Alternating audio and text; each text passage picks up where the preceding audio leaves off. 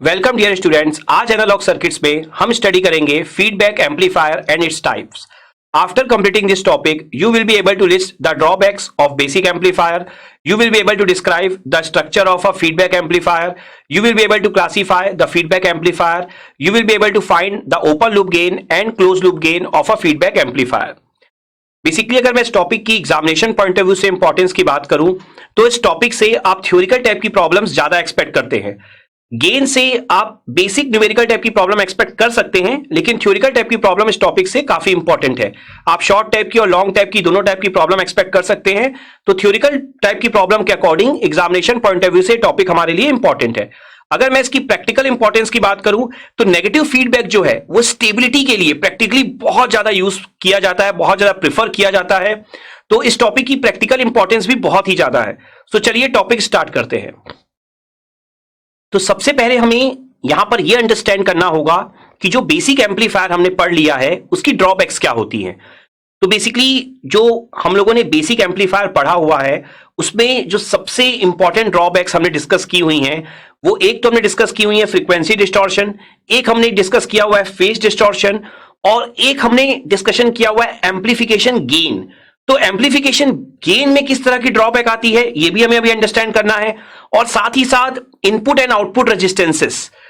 तो ये सारे पॉइंट्स हमने कहीं ना कहीं डिस्कस किए हुए हैं, भले हमने कैलकुलेट किया हो या हमने डिसएडवांटेज के फॉर्म में डिस्कस किया हो, लेकिन हमने किया जरूर है। लेकिन इसके अलावा भी डिस्टॉर्शंस हैं लाइक हार्मोनिक डिस्टॉर्शंस जो हमने डिस्कस नहीं किया हुआ है, लेकिन वो भी काफी इंपॉर्टेंट है, जो मेजर ड्रॉबैक है आपका बेसिक एम्पलीफायर का। तो हम यहां पर पॉइंट बाय पॉइंट जितने भी चीजें हम लोगों ने ऑलरेडी डिस्कस की हैं या हम नया डिस्कस करेंगे, सारे पॉइंट्स हम यहां पर लिख लेते हैं, अच्छे से अंडरस्टैंड कर लेते हैं ताकि हम समझ पाएं कि फीडबैक एम्पलीफायर की इंपॉर्टेंस है क्या। तो यहां पर जो सबसे फर्स्ट पॉइंट हम डिस्कस करेंगे वो आपका होगा फ्रीक्वेंसी डिस्टॉर्शन। तो बेसिकली जो हम लोगों ने डिस्कस किया हुआ है कि लो फ्रीक्वेंसी पे जो हमारा गेन होता है वो आपका लेस होता है, हाई फ्रीक्वेंसी पर भी गेन आपका क्या होता है, लेस होता है, लेकिन मीडियम फ्रीक्वेंसी पर गेन आपका क्या होता है, मैक्सिमम होता है और कांस्टेंट होता है, और लो फ्रीक्वेंसी पर वेरिएबल होता है, हाई फ्रीक्वेंसी पर भी वेरिएबल होता है। तो अगर मैं इसका यहां पर ग्राफ आपको शो कर दूं वर्सेस गेन का, तो गेन को अगर हम ए से शो करें और फ्रीक्वेंसी को एफ से, तो जो हमारा ग्राफ होता है उसके अकॉर्डिंग हमारी जो फ्रीक्वेंसी होती है लो रीजन में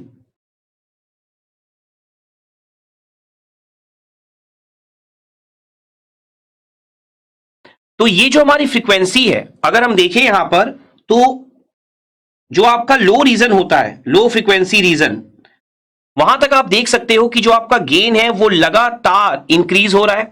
इसके बाद जो आपका हाई फ्रीक्वेंसी रीजन है उसमें आप देख सकते हो कि गेन जो है वो लगातार डिक्रीज हो रहा है, और जो आपका मीडियम फ्रीक्वेंसी रीजन है, बेसिकली जो एफएल और एफएच के बीच का आपका रीजन है, उस पर आप देख सकते हो कि गेन जो है आपका वो ऑलमोस्ट कांस्टेंट है।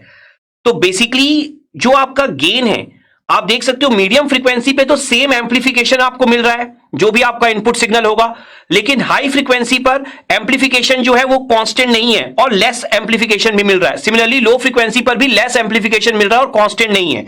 तो जो सबसे इंपॉर्टेंट पॉइंट है फ्रीक्वेंसी डिस्टॉर्शन का वो ये है कि जो आपका इनपुट सिग्नल है उसके अलग अलग फ्रीक्वेंसी रीजन को अलग अलग गेन मिलता है, अलग अलग गेन मिलता है, तो अलग अलग फ्रीक्वेंसी रीजन जो है वो अलग अलग तरीके से एम्पलीफाई होता है। तो बेसिकली आपका डिस्टॉर्शन क्रिएट होता है। डिस्टॉर्शन क्यों क्रिएट होता है? क्योंकि एम्पलीफायर का जो काम हमने डिस्कस किया हुआ है, एम्पलीफायर का काम यह होता है कि इनपुट सिग्नल को सिर्फ एम्पलीफाई करे, उसके शेप को चेंज ना करे। लेकिन अगर अलग अलग फ्रीक्वेंसी रीजन को अलग अलग गेन मिलेगा तो आपका जो शेप है वो चेंज हो जाएगा और डिस्टॉर्शन क्या हो जाएगा, आपका क्रिएट हो जाएगा। तो यहां पर फ्रीक्वेंसी डिस्टॉर्शन का मीनिंग क्या है कि different frequency region of input gets different amplification, so distortion occurs in output. ये पॉइंट ऑलरेडी हम लोग डिस्कस कर चुके हैं कि लो फ्रीक्वेंसी रीजन में जो हमारा गेन होता है वो काफी लेस होता है, हाई फ्रीक्वेंसी रीजन में भी काफी लेस होता है, और मीडियम फ्रीक्वेंसी रीजन जो कि बेसिकली आपका एफएल और FH के बीच का रीजन होता है, वहां पर गेन जो होता है वो काफी हाई होता है और साथ ही साथ कांस्टेंट होता है। तो बेसिकली ये जो फ्रीक्वेंसी डिस्टॉर्शन क्रिएट होता है, इसका रीजन क्या है? Basically low and high frequency में हमें गेन कम क्यों मिलता था? वो मिलता था बिकॉज ऑफ कैपेसिटेंसेस। तो जो आपके लार्ज कैपेसिटेंस प्रेजेंट होते थे लो फ्रीक्वेंसी पर और स्मॉल कैपेसिटेंस प्रेजेंट होते थे हाई फ्रीक्वेंसी पर, उसी के कारण हमें गेन कम मिलता था और उसी के कारण आपका यहां पर डिस्टॉर्शन प्रोड्यूस होता है।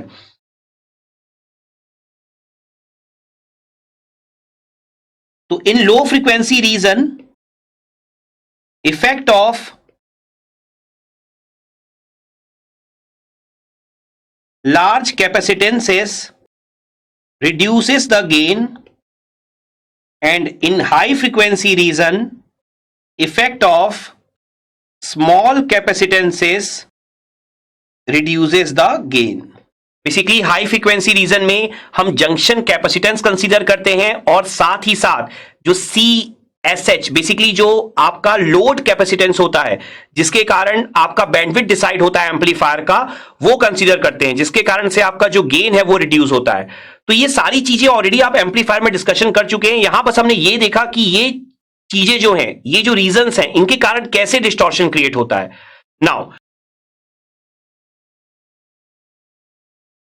जो नेक्स्ट पॉइंट है हमारा, पॉइंट नंबर 2, वो है आपका फेज डिस्टॉर्शन।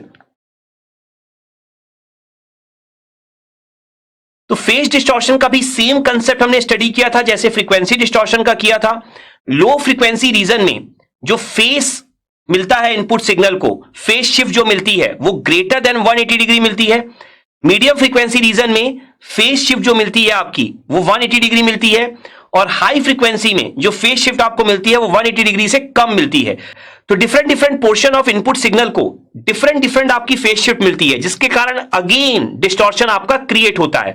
यहां पर एक पॉइंट आपको हमेशा ध्यान रखना होगा कि ये जो भी हम ग्राफ डिस्कस कर रहे हैं या जो भी हम फेज शिफ्ट डिस्कस कर रहे हैं वो कॉमन इमीटर के रेस्पेक्ट में कर रहे हैं, जैसा हमने लो फ्रीक्वेंसी और हाई फ्रीक्वेंसी में डिस्कशन किया था। तो यहां पर different portion of input signal gets different phase shift, so distortion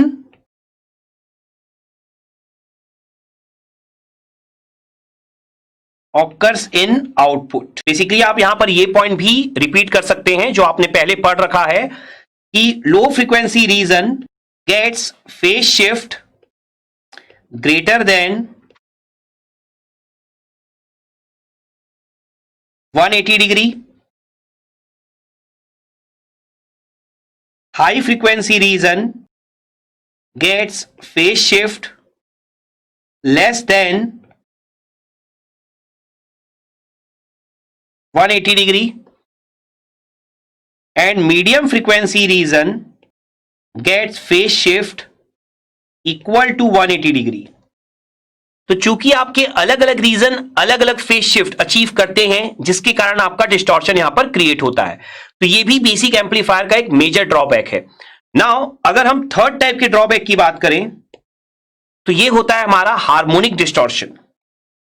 तो हार्मोनिक डिस्टॉर्शन क्यों प्रोड्यूस होता है? हार्मोनिक डिस्टॉर्शन प्रोड्यूस होता है बिकॉज ऑफ नॉन लीनियरिटी। तो जब भी आप पावर एम्पलीफायर की बात करते हैं या लार्ज सिग्नल एम्पलीफायर की बात करते हैं, तो non linearity in the transistor के कारण, एम्पलीफायर में नॉन लीनियरिटी होने के कारण आपको मिलता है हार्मोनिक डिस्टॉर्शन। तो हार्मोनिक डिस्टॉर्शन क्या होता है ये तो हम डिस्कशन करेंगे ही, लेकिन ये क्यों होता है ये पॉइंट हमें क्लियर हो जाना चाहिए, because of non linearity in the transistor. तो harmonic distortion occurs due to non linearity in amplifier, and it occurs in power amplifier और large signal amplifier। तो यहां पर जो नॉन लीनियरिटी के कारण प्रोड्यूस होता है, तो देखिए स्मॉल सिग्नल एम्पलीफायर की डेफिनेशन हम क्या पढ़ते हैं, जहां पर आपको पीस वाइज लीनियरिटी मिलती है कि IC is equal to beta IB, means IC is proportional to IB। एक लीनियर रिलेशनशिप आपको मिलता है, पीस वाइज लीनियरिटी मिलती है, ऑलमोस्ट लीनियर तो वहां भी नहीं मिलता हमें, लेकिन अगर हम लार्ज सिग्नल एम्पलीफायर की बात करते हैं तो जो आईसी और आईबी का रिलेशनशिप है वो बिल्कुल क्या होता है, आपका नॉन लीनियर होता है। तो यहां पर इसी नॉन लीनियरिटी के कारण ही आपका हार्मोनिक डिस्टॉर्शन प्रोड्यूस होता है। तो यहां पर अगर हम डिस्कशन करें एक एग्जांपल लेकर, एक सिंपल सा फॉर्मूला अगर हम डिराइव करें, तो let IB is equal to IM cos omega not t. Suppose करिए मैं एक साइनोसॉइडल सिग्नल यहां पर कंसीडर कर रहा हूं IB को, तो IB आपका एक कोसाइन सिग्नल है। अब हमें पता है कि हमारा जो एम्पलीफायर है, हमारा जो ट्रांजिस्टर है वो नॉन लीनियर है। क्योंकि हमारा ट्रांजिस्टर नॉन लीनियर है तो जो आईसी और आईबी का रिलेशनशिप है वो नॉन लीनियर है। देखिए नॉन लीनियरिटी का मतलब क्या होता है, लीनियरिटी का मतलब क्या होता है आपका IC is equal to constant into IB, और नॉन लीनियरिटी का मतलब क्या होता है कि इसके अलावा भी आपके बहुत सारे टर्म्स होंगे। तो यहां पर सपोज करिए अगर मैं ऐसा लिखूं K1 IB plus K2 IB का स्क्वायर प्लस K3 IB का क्यूब एंड सो ऑन। तो सपोज करिए जो आईसी है वो सिर्फ K1 IB नहीं है, इसके अलावा भी बहुत सारे टर्म्स हैं। तो यहां पर आपको यह समझना होगा कि हम IB ले रहे हैं IM cos omega not T. तो यहां पर अगर हम 2 से 3 टर्म में वैल्यूज पुट करके देखें तो देखिए कैसा वैल्यूज आएगी आपकी।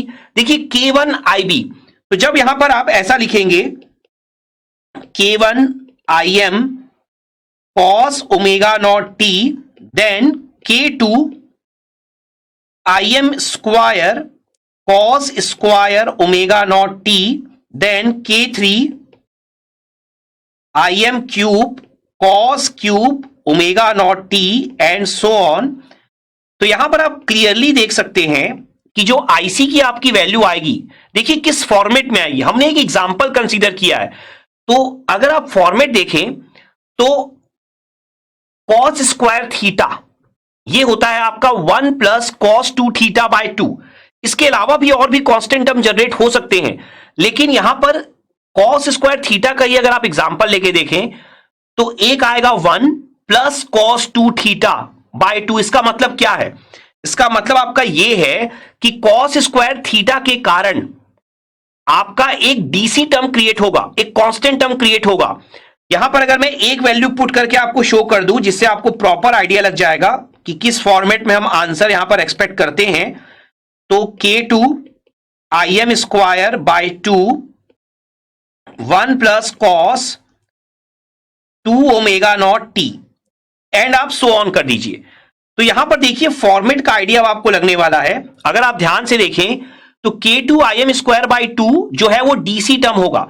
तो इसके अलावा भी पूरी सीरीज में बहुत सारे कांस्टेंट टर्म आएंगे, तो हम उन पूरे कांस्टेंट टर्म को यहां पर कुछ अज्यूम कर लेते हैं, कुछ नाम दे देते हैं। तो सपोज करिए अगर मैं पूरे के पूरे कांस्टेंट टर्म को यहां पर बी नॉट लिख दूं, ठीक है, तो यहां पर पूरे के पूरे कांस्टेंट टर्म जितने भी आएंगे वो आपके क्या है, बी नॉट है, जिसमें कोई कोसाइन नहीं होगा, कोई फ्रीक्वेंसी नहीं होगी, डीसी सिग्नल। अब यहां पर अगर आप देखिए जब आपने cos स्क्वायर थीटा किया तो हुआ क्या, एक कांस्टेंट टर्म आया और एक साथ में आपका क्या आ रहा है, cos 2 ओमेगा नॉट टी। मतलब जब आपने स्क्वायर किया ना तो एक टर्म आया, पहले जो cos थीटा था उसका आया cos 2 थीटा। वैसे ही जब आप क्यूब करेंगे ना तो एक टर्म जरूर आपका आएगा cos 3 थीटा का। वैसे ही जब आप पावर 4 करेंगे तो एक टर्म जरूर आएगा cos 4 थीटा का। उसके अलावा भी एक्स्ट्रा टर्म्स आएंगे, लेकिन cos की पावर 4 करने पर cos 4 थीटा, cos की पावर 3 करने पर cos 3 थीटा, एक एक टर्म आपको जरूर मिलेगा। तो अगर मैं ये सारे टर्म्स को अरेंज कर दूं तो एक तो आपको डीसी टर्म मिल रहा है, या इसके अलावा और भी मिलेंगे। तो डीसी टर्म्स जितने होंगे सबको ऐड करके मैंने क्या लिख दिया यहां पर, बी नॉट। उसके बाद आप देख सकते हैं एक cos ओमेगा नॉट टी वाला टर्म है, तो cos ओमेगा नॉट टी वाले जितने टर्म होंगे, अभी फिलहाल तो हमें एक ही दिखाई दे रहा है, तो उसके एम्पलीट्यूड को हम मान लेते हैं B1 cos omega not T. फिर जब हमने cos स्क्वायर किया तो हमें एक टर्म किसका मिला, cos 2 थीटा का, तो उसके एम्पलीट्यूड को हम मान लेते हैं B2 cos 2 omega not T plus. अब जैसे जैसे आप पावर करते जाएंगे वैसे वैसे आपको cos 3 थीटा, cos 4 थीटा ऐसे करके मिलता चला जाएगा। तो अगले टर्म्स को हम मान लेते हैं B3 cos 3 omega not t and so on. तो इस तरीके की आपकी एक सीरीज जनरेट होगी। तो ये जो सीरीज जनरेट हो रही है ना, यहां पर अब कुछ इंपॉर्टेंट पॉइंट्स हमें डिस्कस करने होंगे। देखिए यहां पर एक टर्म तो डीसी टर्म है, डीसी टर्म के ऐड करने से बस क्या होगा, सिग्नल आपका ऊपर शिफ्ट होता है या सब्ट्रैक्ट करने से सिग्नल नीचे शिफ्ट होता है, उसके शेप में चेंज नहीं आता, तो डीसी टर्म इतना ज्यादा अफेक्ट नहीं डालेगा। लेकिन अगर आप देखें ये जो cos 2 ओमेगा नॉट टी वाला टर्म है या cos 3 ओमेगा नॉट टी वाला टर्म है या उसके आगे जितने भी टर्म्स मिलेंगे, वो सारे टर्म्स बहुत ज्यादा अफेक्ट डालते हैं। उन टर्म्स को हम क्या बोलते हैं, ये हमें क्लियर होना चाहिए। तो कुछ पॉइंट्स अगर हम लोग क्लियर कर लें, तो जो ओमेगा नॉट वाला टर्म होता है, बेसिकली जो फ्रीक्वेंसी ओमेगा नॉट है ना, वो आपकी कहलाती है फंडामेंटल फ्रीक्वेंसी। फंडामेंटल फ्रीक्वेंसी का क्या मतलब है कि यही शो करता है प्योर साइनोसॉइडल वेवफॉर्म। अगर किसी सिग्नल चाहे साइन हो चाहे कॉस हो, अगर साइन ओमेगा नॉट टी है या कॉस ओमेगा नॉट टी है, तो ये प्योर साइन या कॉस वेव है आपकी। लेकिन जैसे जैसे ओमेगा नॉट के मल्टीपल्स आपको मिलना शुरू होते हैं, उनको आप बोलते हो हार्मोनिक्स। तो यहां पर जो आपको एन ओमेगा नॉट वाले टर्म मिल रहे हैं, वेयर एन इज इंटीजर, 1 2, 1 को तो आप नहीं बोलोगे क्योंकि 1 तो फंडामेंटल हो जाएगी, तो 2 3 4 5 6 जितने भी हैं ये सारे क्या कहलाएंगे, आपके हार्मोनिक्स फ्रीक्वेंसी, या नॉर्मली आप इनको हार्मोनिक्स बोलते हो। तो ये जो सारी फ्रीक्वेंसीज हैं ये रिलेटेड टू है आपका हार्मोनिक्स। तो ये जो एक्स्ट्रा टर्म मिलते हैं ना, इसी के कारण आपका डिस्टॉर्शन प्रोड्यूस होता है, और इसी कारण इस डिस्टॉर्शन को हम कहते हैं हार्मोनिक डिस्टॉर्शन, क्योंकि हार्मोनिक्स के कारण यहां पर आपका डिस्टॉर्शन प्रोड्यूस होता है। तो जो प्योर कॉस वेव या प्योर साइन वेव मिलनी चाहिए थी वो आपको नहीं मिल पाती है, ठीक है। तो this distortion is called harmonic distortion. Clear? So यहां पर इसका एक बहुत इंपॉर्टेंट फॉर्मूला बनता है, एग्जाम पॉइंट ऑफ व्यू से हम डिस्कस करेंगे, अब न्यूमेरिकल पॉइंट ऑफ व्यू से। तो यहां पर लेट सपोज आपको यह लिखा जाए सेकेंड हार्मोनिक डिस्टॉर्शन। तो सेकेंड हार्मोनिक डिस्टॉर्शन आपका क्या होगा, देखिए सेकेंड हार्मोनिक डिस्टॉर्शन आपका लिखा जाएगा B2 upon B1। That means जो फंडामेंटल फ्रीक्वेंसी का एम्पलीट्यूड है ना, वो तो आपको डिनोमिनेटर में हमेशा लिखना है, और न्यूमरेटर में क्या लिखना है, जो सेकंड हार्मोनिक्स है उसका एम्पलीट्यूड। अगर लेट सपोज मैं एक और एग्जांपल आपको देता हूं, थर्ड हार्मोनिक डिस्टॉर्शन।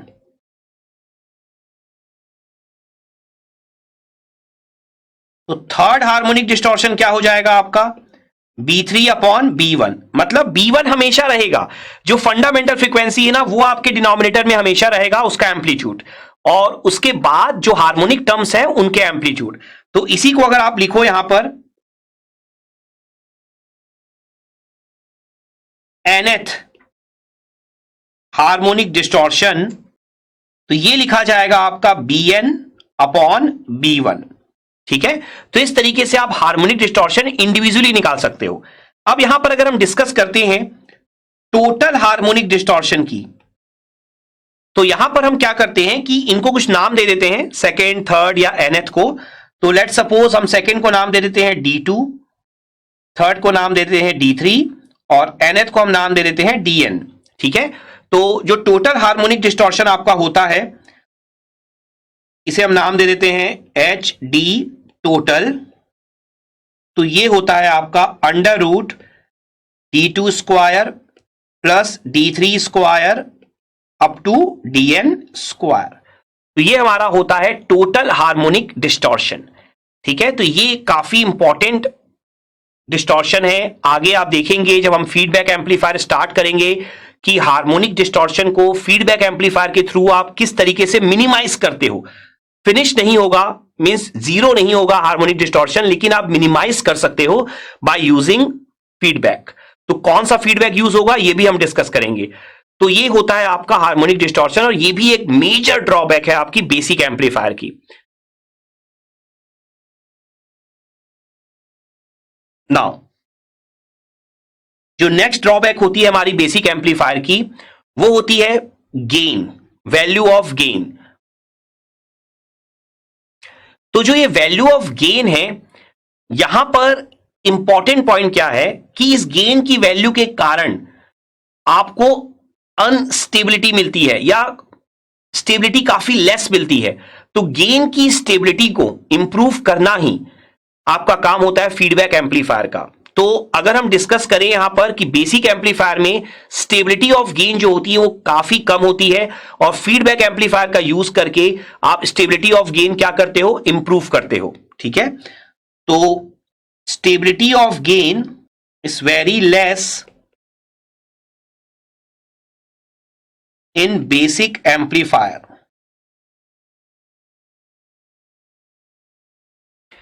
तो यहां पर ये स्टेबिलिटी क्यों लेस है, ये सारी चीजें अभी आपके लिए सिर्फ एक थ्योरी है। ठीक है, जब आप फीडबैक एम्पलीफायर स्टडी करोगे तो वहां पर मैं आपको प्रॉपरली शो करूंगा कि विथआउट फीडबैक अगर गेन में इतना वेरिएशन मैं कंसीडर कर रहा हूं तो विथ फीडबैक गेन में कितना वेरिएशन होगा। आप देखोगे कि प्रॉपर फीडबैक का यूज करने से गेन में जो वेरिएशन है वो बहुत लेस होगा। तो अभी आपको as a theoretical point mind में रखना है कि स्टेबिलिटी ऑफ गेन जो होती है बेसिक एम्पलीफायर में लेस होती है। जब हम फीडबैक एम्पलीफायर अभी स्टार्ट करेंगे तो आप वहां समझ जाओगे कि कैसे हम इंप्रूव कर जाएंगे स्टेबिलिटी को, गेन की स्टेबिलिटी को, by applying the proper feedback. Now जो नेक्स्ट पॉइंट हमारा होता है वो होता है इनपुट एंड आउटपुट रेजिस्टेंसेस का। सो इनपुट एंड आउटपुट रेजिस्टेंसेस के लिए देखिए इसमें कोई ड्रॉबैक आप नहीं बोलोगे, लेकिन डिजायर्ड वैल्यू जो आपको चाहिए होती है वो आप अचीव नहीं कर पाते हो in case of basic amplifier. लेकिन जब आप फीडबैक एम्पलीफायर यूज करते हो तो desired value of input and output resistances आप अचीव कर पाते हो। तो basically desired values of input and output resistances can be achieved by using feedback amplifier। तो यहां पर ये जो हमने कुछ पॉइंट्स डिस्कस किए हैं बेसिक एम्पलीफायर से रिलेटेड, इस पे जो हमने ड्रॉबैक्स देखी हैं, ये सारी चीजें हम इंप्रूव कर पाते हैं by applying the proper feedback, और मेनली अगर मैं आपको बताऊं तो by applying the negative feedback. तो अभी हम दोनों टाइप के फीडबैक ही स्टडी करेंगे, लेकिन फिर हम देखेंगे कि नेगेटिव फीडबैक का क्या यूज होता है। तो आई होप ये जो ड्रॉबैक्स हमने डिस्कस किए हैं बेसिक एम्पलीफायर के आपको यहां पर बहुत अच्छे से क्लियर हो गए होंगे, और ये जो फर्स्ट लर्निंग आउटकम है ड्रॉबैक्स ऑफ बेसिक एम्पलीफायर, ये आपने यहां पर बहुत अच्छे से अचीव कर लिया होगा। Let's have a quick knowledge check.